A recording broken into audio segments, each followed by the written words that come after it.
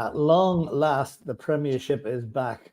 After another excruciating 2-week wait for a match, the mighty Tottenham Hotspur are back in action tomorrow against Sheffield United at home. We're all hoping for a big win. And this is THFC Till I Die, back after a little bit of a break, back yesterday after a little bit of break. And Dermot is actually not available today. So I'm joined by the lovely Mia as a co-host today from Spurs Between the Lines. Mia, how are you? And are you looking forward to tomorrow? Oh boy, am I looking forward tomorrow. Finally to get some Ange ball back on my screen. I'm really looking forward to it. And yeah, I'm good. Enjoying the lovely weather. I hope it continues for a bit longer, if I'm honest. Well, I'm glad you're getting it because we're not. I'm looking out at rain and very miserable conditions outside here in the west of Ireland. But then again, we're used to it over here anyway. But anyway, yeah, I mean, I don't know about you, Mia, but I think these international breaks so early in the season, they break the momentum. They get everybody frustrated. You're sitting there waiting to wonder if any of our players got injured. I think we've been lucky enough this time so far that nobody came back with a knock. Despite a couple of scares. I think Sonny had a bit of a scare against Wales, and then Romero had a scare against, was it Bolivia or Peru? I can't remember which. Remember he got that terrible tackle with his leg bent in the other direction, you know? Anyway, this is it. We're back, and it's great to have a home match. It's only our second home match of the season, when you think about it.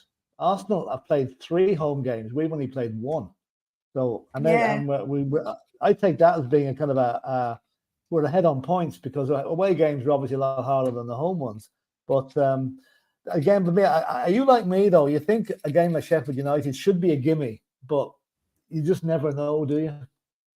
Yeah, you never know what's going to happen with that. But yeah, you feel like that they're a team that are definitely beatable. So I was saying to you backstage, so our last 5 games against them, we've lost, won, lost, drawn. So that's the last 5 times that we faced them. So it's not necessarily a complete gimme, but I feel like they're very much a low block team. And because of the way we play, they're going to make it quite difficult. We have to be alert because they can hit you on the break, and they haven't had the best start to the season. So let's hope we can continue that for them, eh? Yeah, right. Okay, before we get into discussing the match, we'll just look at there's a couple of comments in the chat here. So let's see who we've got. We've got, I think this message came in yesterday. It's been sitting there for a while. It's from Flat Cap Pete, the Cockney Spur, and he says, "Hi guys, hope you're well. Keep an eye on if a Premier club wants a manager. Remember the name Kevin Musrat. Hope to join the streaming Spurs family from tomorrow. If no tech issues, named above, big up." Yeah, Kevin Musrat, I've heard of him before. He was a player, wasn't he, at some stage? I must look him up, actually. But thanks for the comment. I'll keep an eye out on that one, you know. And Wembley One is saying, "Afternoon, everyone. So much about tomorrow will hinge on whether we can score an early goal. If we can, the floodgates could open. If not, it could become a frustrating afternoon." Are they going to park the bus, Mia, tomorrow? How did I mute myself? I wasn't on mute. I think they will. I think they will put down a low block, and I think that Wembley's right, because if we score a goal, that means that if they continue to do a low block, obviously they're not going to get anywhere. So they're going to have to somewhat come out if we score a goal. So, but if not, they could make it very, very frustrating for us. Sorry, they could make it very frustrating. Yeah, there's a different vibe about the Spurs at the moment, though. I think, last season under Conte, we'd be looking at matches like this where we'd be one to be hitting them on the break. But now it looks like if we play like we did against Burnley, I mean, we were like the home side against Burnley, just completely on the front foot. And I can see the same thing happening tomorrow. Although, there's no easy games in the Premiership. So I wouldn't be a bit surprised if we get frustrated for 20 minutes, half an hour. But I reckon if we score first, I think then there could be a really, really good result from us, Do you know what? Even if it takes just a free kick for us to break them down, or like something like that, or a corner for us to be able to get that first goal because they've been frustrating us. I think that's probably somewhere where we have to try and utilise it and take advantage when we can, because they are going to be really defensive. They are, yeah. I can't imagine them coming at us, because any team that comes at us now knows what to expect. They're going to get a bit of a beating, But just to go through, and we mentioned the last few. You mentioned the last few games against Sheffield United. This is the record for the last 5 times we've played them at our stadium. We've played 5, we've won 3, and drawn 2. That's in the Premiership. 4-11 against 3. So they've never beaten us at our ground in the Premiership years. So let's hope that that's something that continues tomorrow. Now, the away form is slightly different. In fact, I think they've scored 11 goals against us in the last 5 games at their place. So let's just say that tomorrow is not, the roles aren't reversed and they don't start scoring against us, because at the moment they've only scored 3 goals in 5 games. Yeah, they've been very, very poor. And the only game that you could possibly say is the Man City game. They did get they did give them a good obviously game by being defensive. They scored 1 goal, and then Everton, they come back. It was like quite a back and forth kind of game by the sounds of it, because I didn't watch it. Yeah, I saw that game. It was a real old-fashioned Premiership, like an old-fashioned Division 1 game. They were really going at each other, hammer and tongs. So they showed some spirit now, I have to say. They sure did. A 2-2 draw, and only would have won it only for a wonderful save by Pickford from Everton right at the very end. And but anyway, tomorrow, this is what we expect to be the team. I mean, who knows? There could be a change in this. I'm expecting the same team to start tomorrow that started against Burnley 2 weeks ago.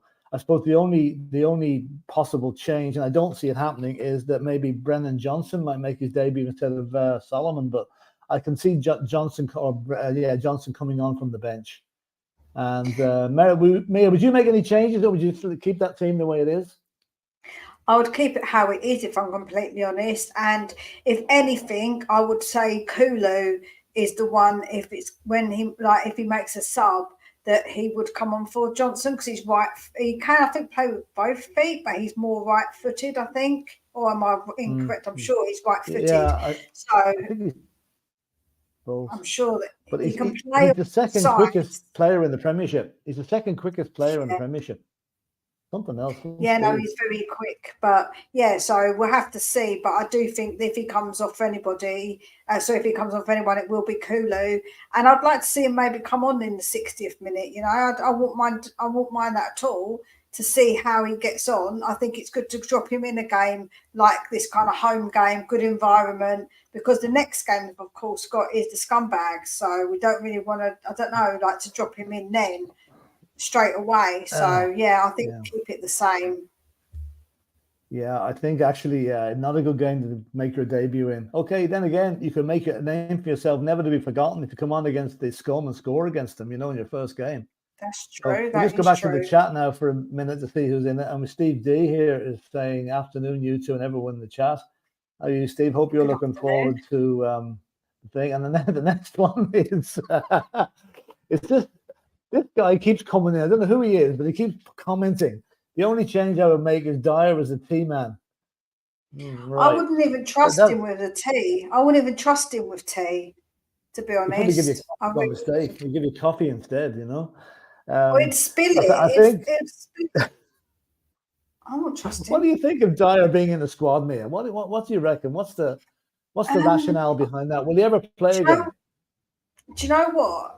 What I was reading from what Postecoglou said today is that it wasn't so much Dyer that was a bit questionable for the squad. It was actually more Lloris, and the numbers were available for them to be there. So they put them in as they are training, and so he didn't want to leave them out. So I guess that he's thinking he doesn't want to isolate them from the rest of the squad. That's how I kind of read it. It doesn't mean that he's going to be in the match day squads. But it is a bit of a funny one, but he doesn't want to isolate anybody. That's the kind of vibe I get from him, to be honest. Yeah, that's true. That's true. I mean, it is strange. Well, I think now we're hoping that he certainly won't be in the squad tomorrow. I suppose they might to give him game time. They might give him an odd run out.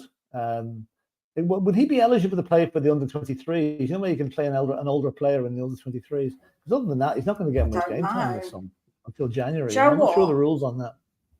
I'm not actually sure what the rules are, but I do think that what he said as well about Lloris, about the pecking order, was very interesting, because don't forget now, we've got so many goalkeepers. Yeah. Who's going to get in the squad for the goalkeepers, because he said there's no pecking order. This isn't hens and chickens and stuff. Oh, it was so funny what he said. I was laughing so hard. I love it. But he did say that everybody has to work hard, and the people who don't make it, they're obviously not working. They've got to work hard to get their place there. So I think that says a lot. If Dyer doesn't make it into the match day squads, right? It means that he doesn't think he's the player for him. Yeah. I think actually he must be eligible for the younger teams, because remember earlier in the season, or the end of Lucas Moura played in it, and he's same age as Dyer, so I think that's probably it. We'll come back to a few things about the team, but Mia, and this is Dermot now, and he wants you to answer this one.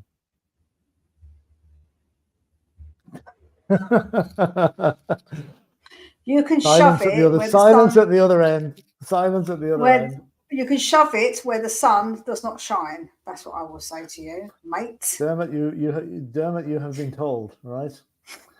And right. Greg's saying Dyer at left back at the training ground. Yeah, true enough. I love that. This is very true. And it's just we're actually lucky that we have so many players of 21 and under that don't have to be included in that 25. Like Brandon Johnson's in there, Udoji's in there, Sarah's in there. Normally if they were a year older, they'd all be in that 25-man squad. There'd be no place for Dyer.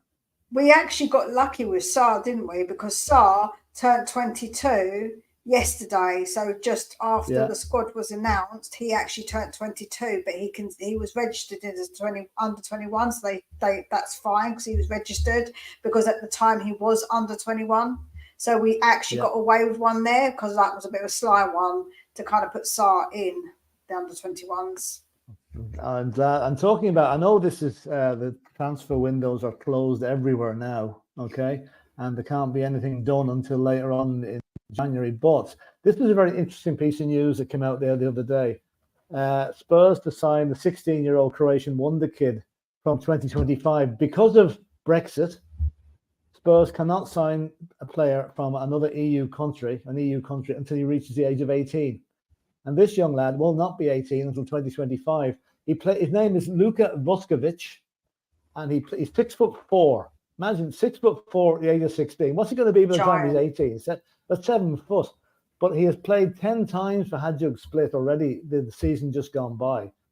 He made his debut in February, and Hajduk Split is the team. I think that Luka Modric may have known. Was it them, or I can never remember which team Modric came from. But anyway. Perisic came from there, didn't they? Perisic come from there. But this young lad insisted he wants to come to Spurs. Manchester City offered 10.2 million for him. That shows you what value he's at the moment, right? He's coming to Spurs later on, and he's also what's he going to say? He's Gvardiol, the great centre back from Croatia that we were looking at, is now signed for Man City. He rates him as a real prospect. So that is going to be one for the future. I mean, I love what they're doing with the academy. They're buying up all these good young lads like Donnelly, the Donnelly fella, Dorrington. Where am I getting the repeat from? Hang on, Dermot. Hello, how are you doing? Well, we're granted you come in. Now we're getting echoes all over the place. Yeah. Where are you? What's going on? Yeah, I don't know. Put me on mute. Thank you. You're echoing. All right, I'll go out then. That's okay. Don't worry. No, you're okay now. You're okay now. You're okay now. It's only when we talk. Yeah. Oh, he's gone again. Anyway, so that's one to look forward to for the future. He only wants to come to Spurs, which is, I'd say Perisic might have had a word. Luka Modric might have had a word. So that's great to see. Great to see this academy players now. We're actually going to get players coming through from the academy, which is a really good thing. We haven't done it in the past, and now we're about to.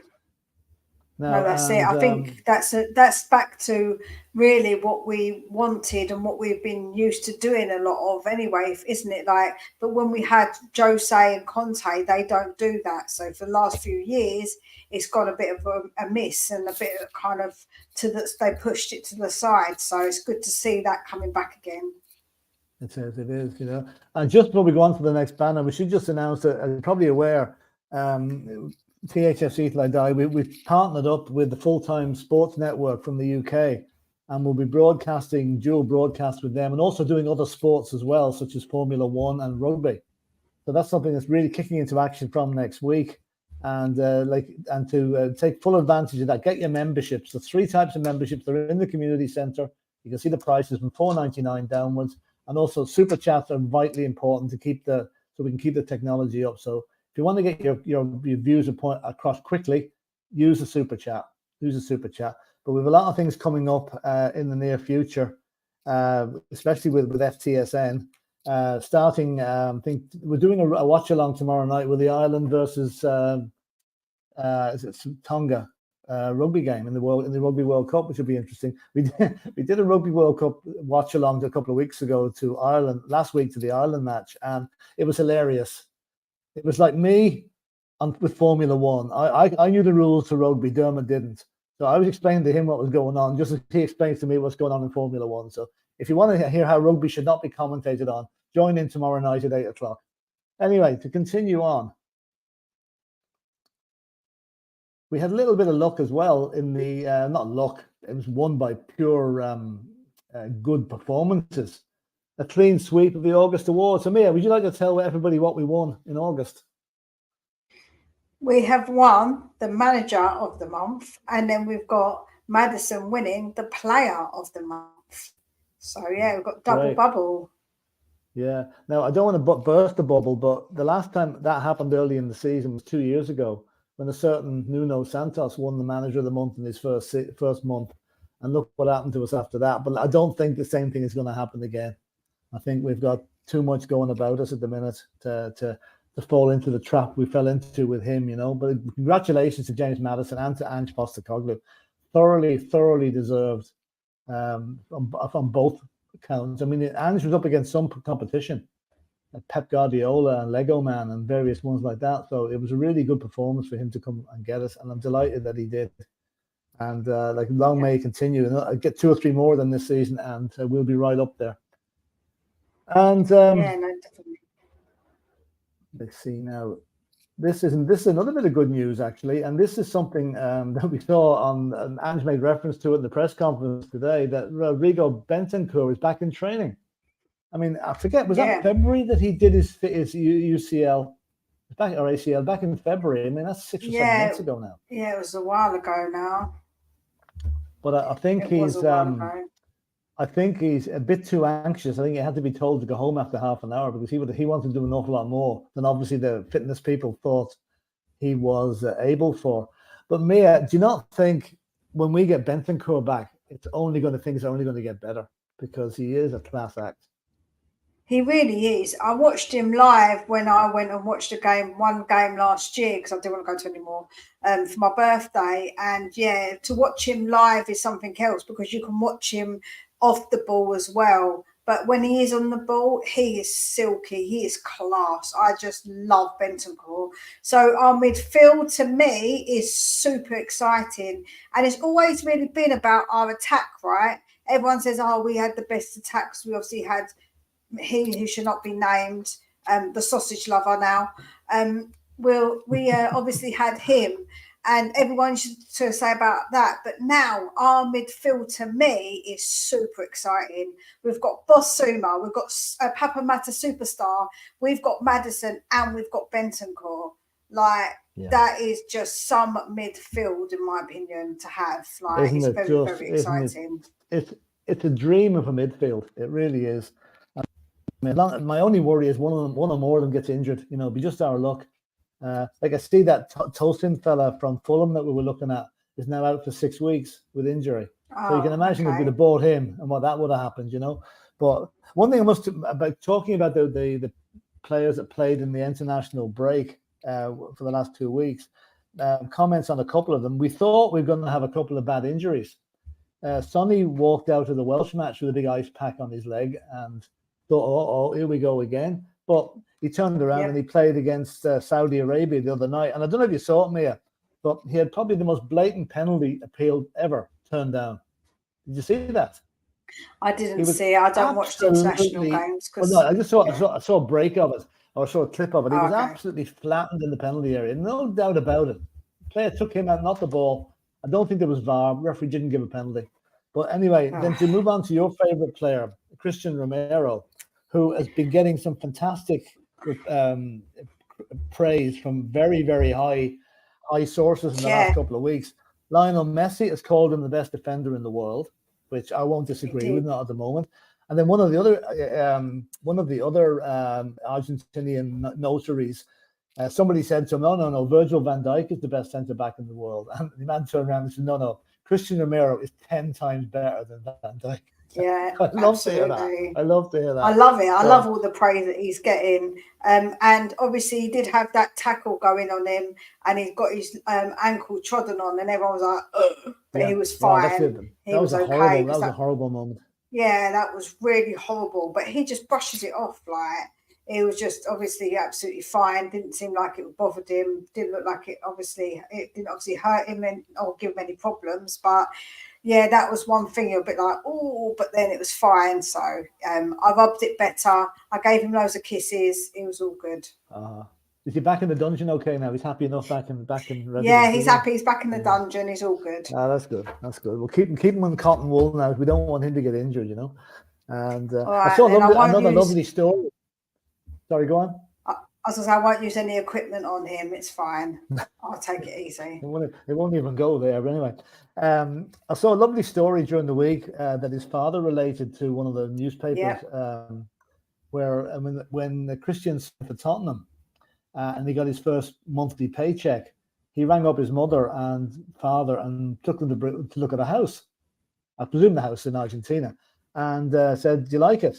And I said, "Dude, well, it's yours." He bought them a house with his first pay packet. But, yeah, there's something lovely about that.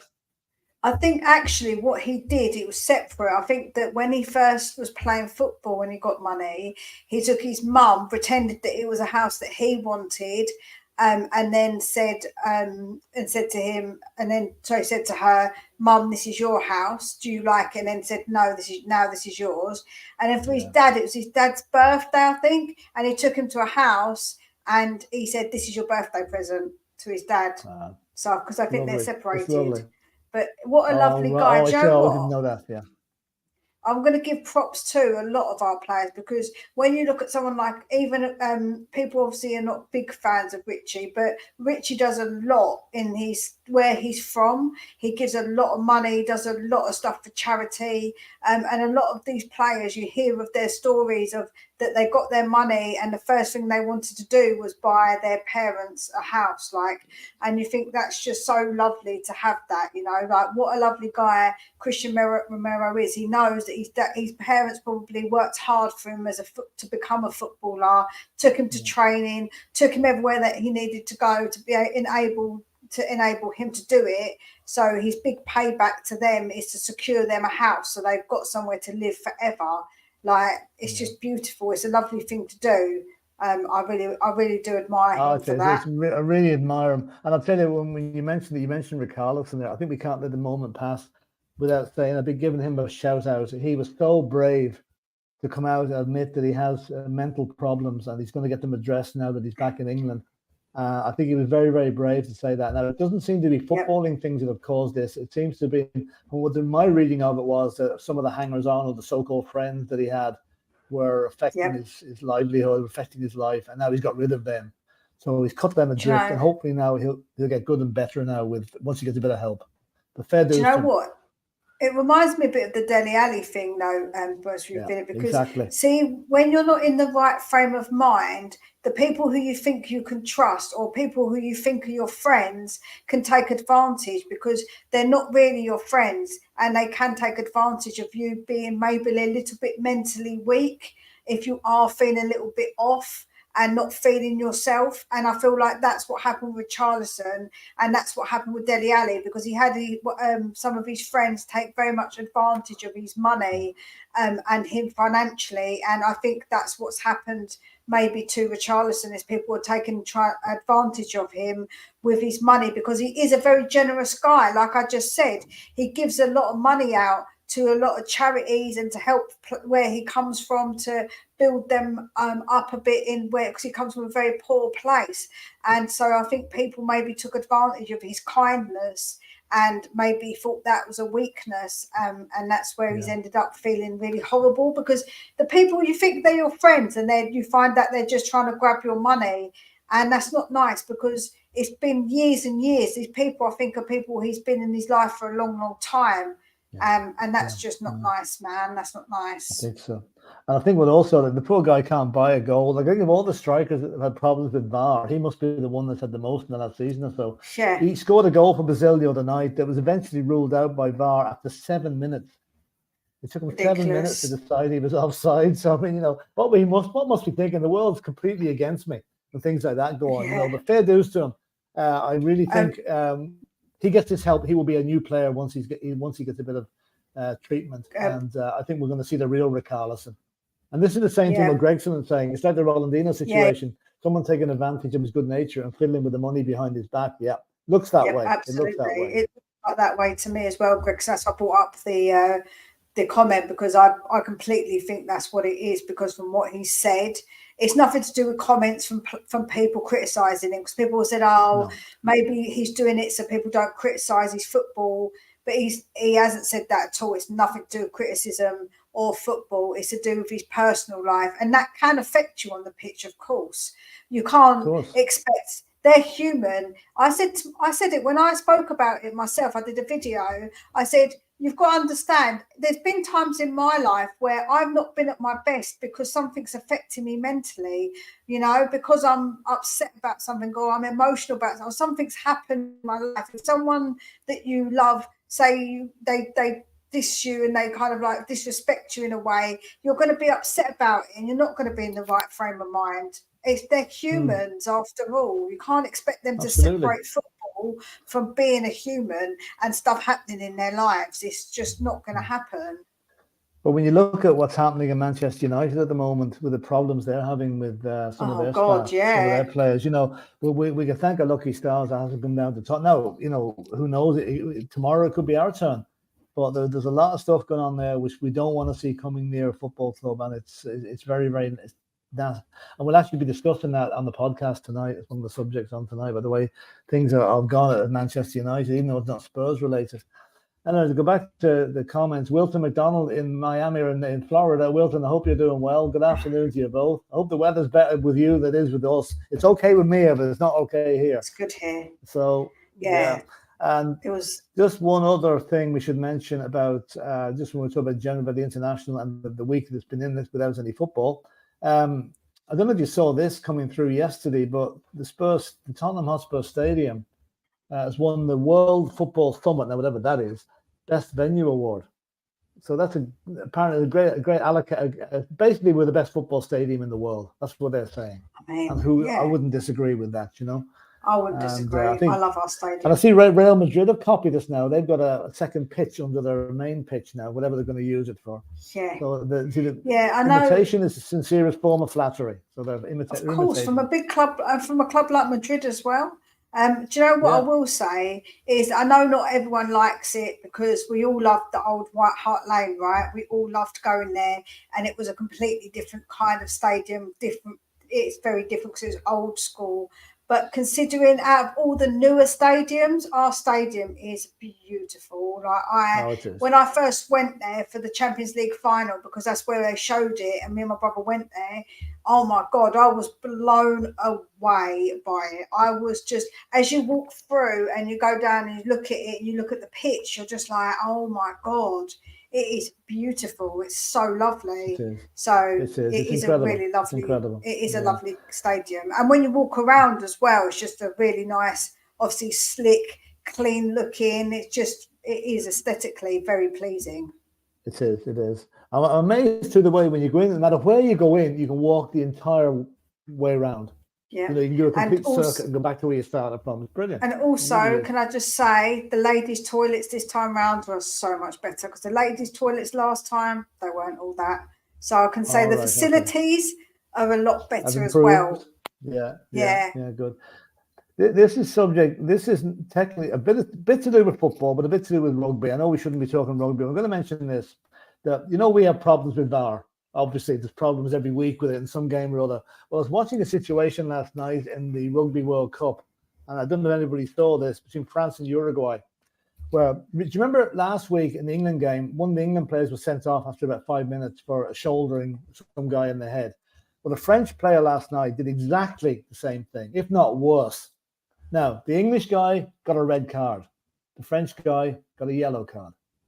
The commentators, even though they were English commentators were incensed by this, that it appears that VAR, or whatever they call it in rugby, has got the same inconsistencies as it has in football, because this could have changed the match last night. And the man was left on the pitch for exactly the same foul that other players got red carded for in the same week. So just thought I'd get that in. So it's not only football that has VAR problems, that rugby has it as well. And I didn't think that would happen, because rugby, they take so long over these decisions, they very rarely get them wrong, but they got that one wrong, You're not watching the rugby, are you, at all, no? No, I don't. I'm not really a big rugby fan, although my dad did used to make me watch it when I was a kid, because he doesn't like football. So all we watched when we were kids was tennis, cricket, and rugby. And football would be me and my brother would watch football together, because he made me watch Football Italia when we were kids. He used to love watching any bit of football. So we used to watch Football Italia and any other football that was on. But we used to watch that together. But sports-wise, as a family, my dad used to make me watch rugby, but I was never really that big into it, to be honest. I'd watch it if it was on. I'd watch the big tournaments. I wouldn't really be a fan, even though I have rugby teams all around us here. I never really go. I don't mind a bit of like England, when England played when I was younger. I didn't mind watching that, but only because I liked Kieran Bracken, because he had really good thighs. As good as Romero's? Oh, anyway. No. Romero's got the best. Oh, yeah, I know. Just so he knows, I still love him. Yeah, I know. Anyway, Tequila 316 saying big up me and Big Phil. Big up Tequila and your crazy takes. Yeah. And Wilton McDonald saying, I've had a tour of the old and new stadiums with Cliff Jones and Martin Chivers, two of my favourite players from back in the day. Oh, my God. You lucky man, Wilton. Oh, Joe, lovely. I would love to meet that guy. I've always said that if I get the tour of the new stadium, because I haven't had a proper tour, I had the old stadium, but not the new one, I would either get Ledley King or Ozzy Ardiles. I want both. I want to do two tours, just do one with one and one with the other, because I want to meet them both. I love Ozzy. Yeah. I follow him on Instagram and I love him. I think he's such a character. Yeah. I met him once. Himself and Mickey Hauser were over in Dublin about almost 4 or 5 years ago, doing one of the the fan things in one of the hotels. Oh yeah. And I got a photograph taken with him, but he's quite. I know he was small. I didn't realize he was that small. He really is quite a small guy, He is Diddy, and obviously you shrink as you get older. So I think he's definitely. He's small. I'll probably be like, oh, when I meet him, because I'm only 4'11", so he's probably like only a bit taller than me, not that much taller than me. Around the same, yeah. And Mickey has a great crack. Mickey's a character. He's a character, isn't he? Yeah, he's got a character. Yeah. But yeah, I'd love to meet either Ozzy. I want to do the Ozzy tour, and I want to do the Ledley King, because Ledley King is just brilliant, and I love him. Absolutely love him as a player.